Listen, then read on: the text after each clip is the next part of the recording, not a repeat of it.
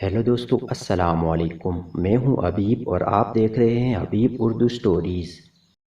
دوستو، دنیا بھر میں ایسی بہت ساری روڈز اور ہائی ویز موجود ہیں جنہیں بے حد خطرناک مانا جاتا ہے۔ آج کی یہ کہانی ایک ایسی ہی خطرناک روڈ کے بارے میں ہے جس کا نام بیئر کیمپ روڈ ہے۔ یہ امریکہ کی ریاست اوریگون میں موجود ہے۔ بیئر کیمپ روڈ ایک ٹیڑھا اور تنگ پہاڑی راستہ ہے۔ اس روڈ کی کئی جگہوں پر تو ایک وقت میں دو گاڑیاں بھی بہت مشکل سے گزرتی ہیں۔ سردیوں میں یہاں شدید برف باری کے باعث لینڈ سلائڈنگ کا خطرہ بھی رہتا ہے۔ اسی لیے مسافروں کو سردیوں میں اس روڈ کو استعمال کرنے سے روکا جاتا ہے۔ دوستو، بیئر کیمپ روڈ کے کچھ راستے اسے چھوٹے چھوٹے گاؤں سے ملاتے ہیں، مگر اس روڈ کا ایک راستہ اسے ایک جنگل سے بھی ملاتا ہے جسے سردیوں کے موسم میں بند رکھا جاتا ہے تاکہ کوئی مسافر غلطی سے بھی جنگل کے اس راستے پر سفر نہ کرے۔ دراصل سردیوں میں شدید برف باری کی وجہ سے اگر کوئی گاڑی اس جگہ پھنس جائے تو اس کا نکلنا ناممکن ہو جاتا ہے۔ 2006 میں جنگل کا یہ راستہ غلطی سے کھلا چھوڑ دیا گیا، جس کی وجہ سے ایک ہی خاندان کے 4 افراد 9 دن تک برف میں پھنسے رہے۔ ان کی دردناک کہانی جان کر آپ حیران رہ جائیں گے۔ 24 نومبر 2006 کو جیمز گیم اور اس کی بیوی کیٹی گیم اور ان کی 2 بیٹیاں سیاٹل شہر سے سین فرانسسکو اپنے گھر واپس جا رہے تھے۔ دوستو، جیمز اپنی فیملی کے ساتھ کئی گھنٹوں سے گاڑی چلا رہا تھا، اسی لیے اس نے تھوڑا سا ریسٹ کرنے کا ارادہ کیا۔ کچھ دیر آرام کرنے کے بعد انہوں نے ایک ہوٹل میں رات 8 بجے تک کے لیے ایک کمرہ کرائے پر لے لیا۔ آرام کرنے کے بعد جیمز کی فیملی ایک بار پھر سفر کے لیے تیار ہو گئے، لیکن دوستو جیمز سے ایک غلطی ہوگی۔ یہ آدمی کئی گھنٹوں تک ایک غلط راستے پر گاڑی ڈرائیو کرتا رہا۔ کافی دیر کے بعد اس کی بیوی نے اس سے کہا کہ مجھے لگ رہا ہے کہ ہم غلط راستے پر سفر کر رہے ہیں۔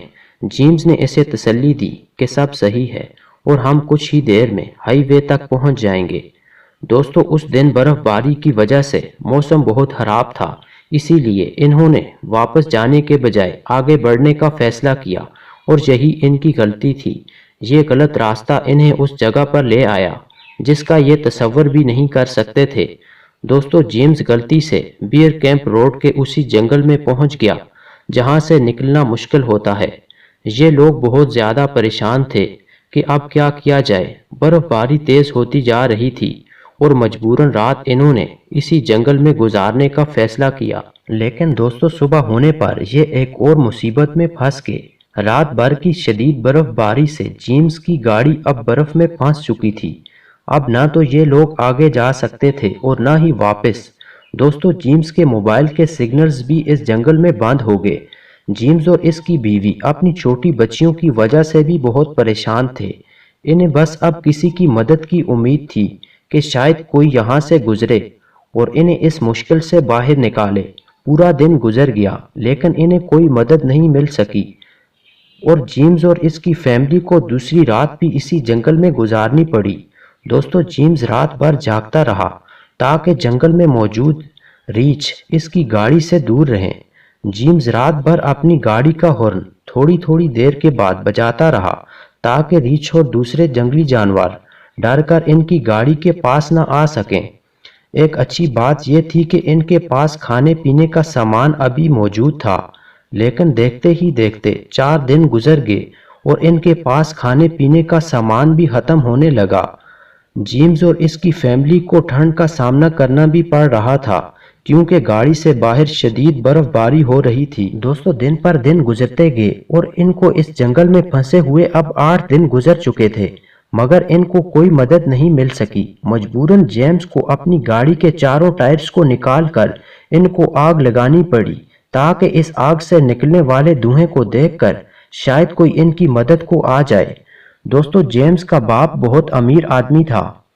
جب جیمز گھر نہیں پہنچا تو اس نے 25 لوگوں کی ایک ٹیم تیار کروائی اور اپنے بیٹے اور اس کی فیملی کی تلاش شروع کر دی۔ پولیس کی مدد سے جیمز کی آخری لوکیشن کا پتہ چلایا گیا جو بیئر کیمپ روڈ کے پاس تھی۔ جیمز اس بات سے بالکل انجان تھا کہ اس کا باپ اس کو تلاش کرنے میں اپنا پورا زور لگا رہا ہے۔ और फिर इसने कुछ ऐसा किया कि जिसको सुनकर आप दंग रह जाएंगे।